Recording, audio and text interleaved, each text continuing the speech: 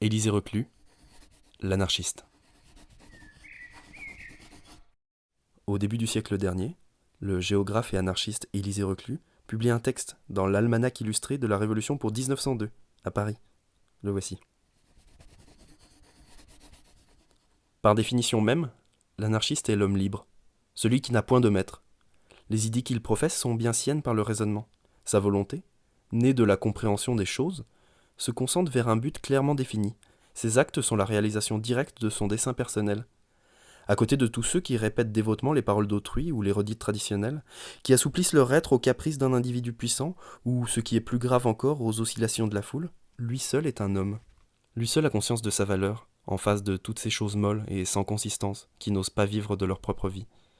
Mais cet anarchiste qui s'est débarrassé moralement de la domination d'autrui, et qui ne s'accoutume jamais à aucune des oppressions matérielles que des usurpateurs font peser sur lui, cet homme n'est pas encore son maître aussi longtemps qu'il ne s'est pas émancipé de ses passions irraisonnées.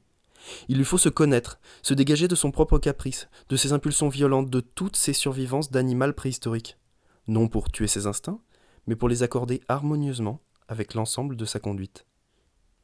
Libéré des autres hommes, il doit l'être également de soi-même, pour voir clairement où se trouve la vérité cherchée, et comment il se dirigera vers elle sans faire un mouvement qui ne l'en approche, sans dire une parole qui ne la proclame. Si l'anarchiste arrive à se connaître, par cela même il connaîtra son milieu, hommes et choses. L'observation et l'expérience lui auront montré que, par elle-même, toute sa ferme compréhension de la vie, toute sa fière volonté resteront impuissantes s'il ne les associe pas à d'autres compréhensions, à d'autres volontés. Seul, il serait facilement écrasé, mais devenu fort s'il se groupe avec d'autres forces, constituant une société d'union parfaite. Puisque tous sont liés par la communion d'idées, la sympathie et le bon vouloir, en ce nouveau corps social, tous les camarades sont autant d'égaux se donnant mutuellement le même respect et les mêmes témoignages de solidarité. Ils sont frères désormais. Si les 1000 révoltes des isolés se transforment en une revendication collective, tôt ou tard, elle nous donnera une société nouvelle, l'harmonie.